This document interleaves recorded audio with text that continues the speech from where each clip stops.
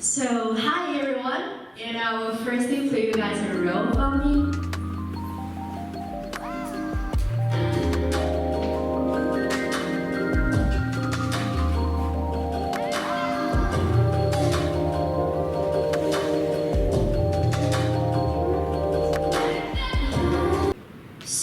So basically this is what you saw me on social media.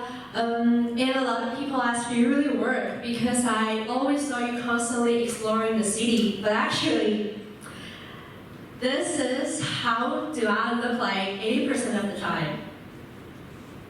So you can see you're really working hard memes here.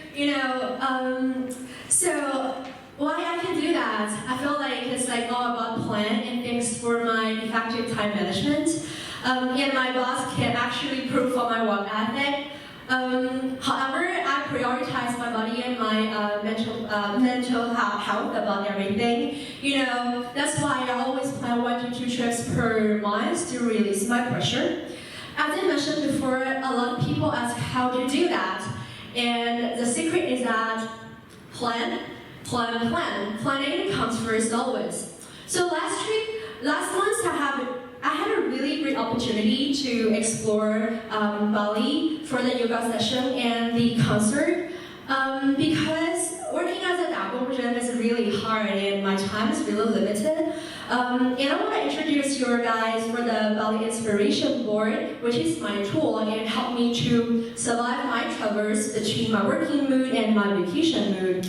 So basically I was starting from the 3 points, and the first is cultivate your inspiration, and let's do it as a mental exercise. So basically, because I have a really limited time, so I just think about 3 words and imagine what kind of trip that I'm gonna have, which is spiritual, fashionable, and local. Because I actually had an image in mind that I'm gonna immerse myself in a spiritual environment at Bali, and also wear fashionable clothes here. But I also need to experience the local culture because Bali is really famous for its yoga session and a lot of spiritual places. After writing down the 3 words, I started to do my research on social media. So let's see, for spiritual part, I have these kind of content. I feel like, for example, you can see the connection between the waterfall and the forest, and also I really want to sit in a wooden chair to experience the culture there. And for the fashion part, I only have 3 days to get there, so I actually need to, as you can see that from my reels, I really like fashion, so I really want to wear different kinds of clothes every day. And last but not least is the cultural exposure part, because Bali is famous for its yoga and meditation, exercise, and moreover, it's also famous for its beach club, so I also want to plan a little bit of time to experience those cultures. After this content inspiration, let's see how my Bali trip looked like. So basically, it's looked like this. You can see it's exactly the same on the social media. And also it's looked like this. I also have plenty of time to enjoy the yoga and also a little peaceful time. However, these are just really basic idea to actually planning the trip. For me, the self-reflection would be documenting the happy moments such as treat your food. It's important, but what about the work and all the challenging process? I felt like they are also equally important to actually document. Working as a user experience researcher in the industry, I always position myself as a middle person between the hardcore technology and the human emotions. Because I always believe that once we have really great tools, we can always to get the best of our potentials. And I also strongly believe that we human beings are just so powerful and smart enough to tell what kind of application is right and intuitive to use. Now, as I mentioned before, as a user experience researcher, it's kind of my responsibility to analyze all these small life experience and then translate these insights to create really innovative products to help us get the best of our potentials.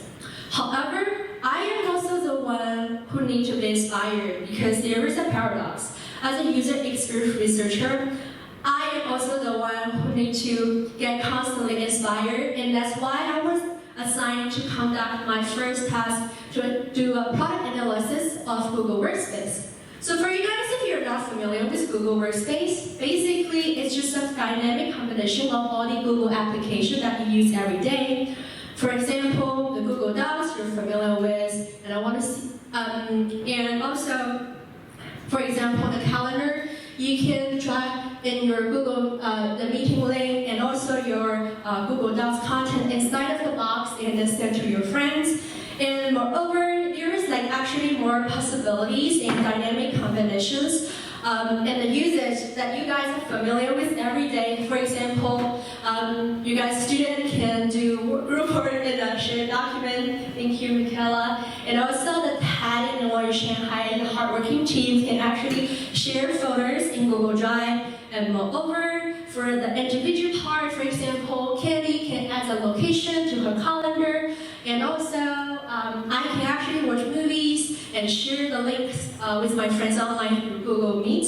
So all these possibilities are kind of simple and familiar with you guys because you're using it every day. However, the hardest part for my work is to analyze the design logic and the design methodology behind these possibilities. So if it sounds like really complicated, I will make it more simple. Basically, it's like to analyze how the smart and brilliant guys working at Google create the system to make these things happen. I was like really buzzed out by the topic because it feels like really hard for me. There's like these are just like limited possibilities. There might be more. So to solve the problem, I initiate myself a toolkit. I call it CCC, which stands for Comprehension, Caffeine, and Curation. And I will go one by one so you guys would be more clear about what I'm going to talk about. For the comprehension part, before really starting to doing the task, my mentor told me that you need to immerse yourself in the product instead of thinking too much. Because for me, I can think, oh, it's so hard, it's just like really difficult for me to start.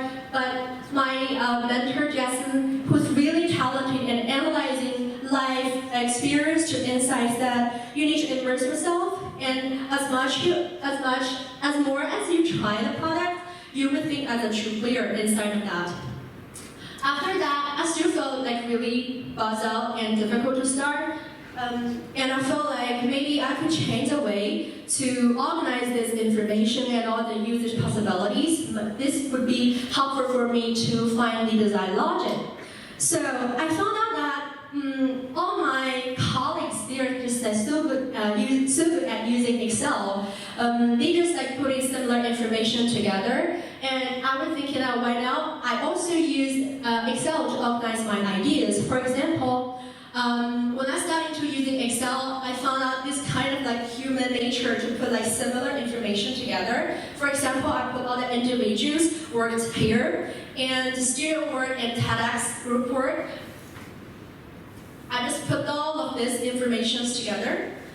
And after putting this information one by one in an Excel file, I felt like I found out a design logic of the Google Workspace, which is people, tasks, and tablets. So basically, the 3 keywords is kind of like a building blocks for the smart guy at Google to create a system. For example, no matter if you're an individual and you want to do single task and single product, maybe that could be Google Docs or Google Slides. If you're a group of students and you want to do multiple tasks in product film and you have like different products, for example, you have iPhone, Mac, or iPad, like you can actually sync all the information together, and you use, let's see, Google Calendar, Google Hangout together to get the best of it. And this is like the first toolkit I want to share with you guys. And the second one is caffeine, by which I not only mean coffee or I also mean like energy drinks or tea or chocolates. The things can actually help you be energetic.